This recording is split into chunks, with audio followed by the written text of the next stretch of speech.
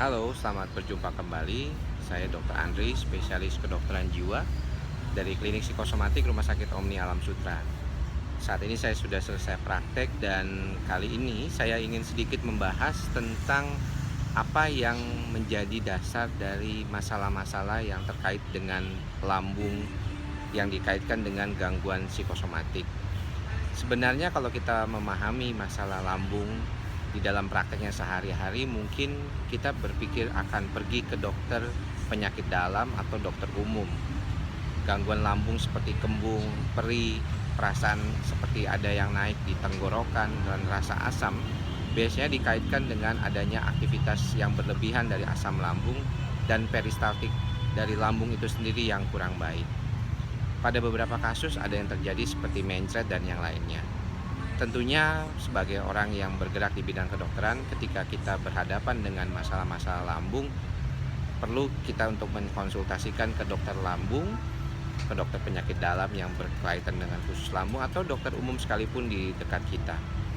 Nah, tetapi masalahnya membuat kita berpikir apakah ada hubungannya dengan gangguan psikosomatik ketika terjadi masalah lambung yang tidak baik dengan pengobatan yang standar. Pada dasarnya pengobatan untuk gangguan lambung sebenarnya bisa dilakukan dengan cara yang disebut di dalam prakteknya berdasarkan empiris, yaitu pasien biasanya diberikan obat-obat yang berkaitan dengan mengurangi asam lambung, mengurangi masalah-masalah pengosongan lambung yang bermasalah, sehingga biasanya diberikan obat PPI atau anti mual untuk seperti antispasmolitik atau antispasmodik. Biasanya obat-obat ini berguna juga untuk mencegah mual dan mengurangi kekembungan pada pasien-pasien yang mengalami gangguan lambung. Tetapi ketika obat itu tidak mendapatkan hasil yang baik, maka kita perlu memikirkan apakah ada gejala-gejala yang berkaitan dengan gangguan kecemasan. Gangguan lambung sendiri pun jika sudah lebih dari 2 minggu ataupun lebih, kadang-kadang menimbulkan rasa cemas kepada pasien. Inilah yang perlu kita tangani bersama di dalam prakteknya, bahwa kondisi gangguan lambung seringkali menyebabkan masalah yang keterkaitannya juga dengan gejala-gejala kecemasan.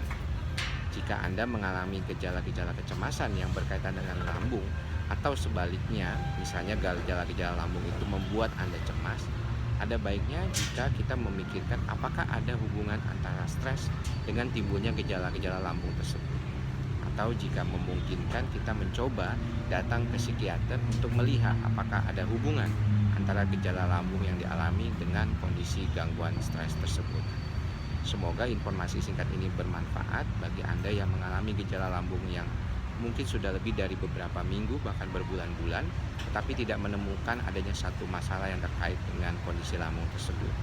Biasanya gold standarnya adalah endoskopi, dan jika endoskopi mengatakan hasilnya baik, mungkin Anda perlu memikirkan apakah perlu berkonsultasi ke seorang psikiater, terutama yang mengerti tentang masalah psikosomatik. Semoga berguna apa yang disampaikan. Sampai berjumpa di lain kesempatan. Salam sehat jiwa.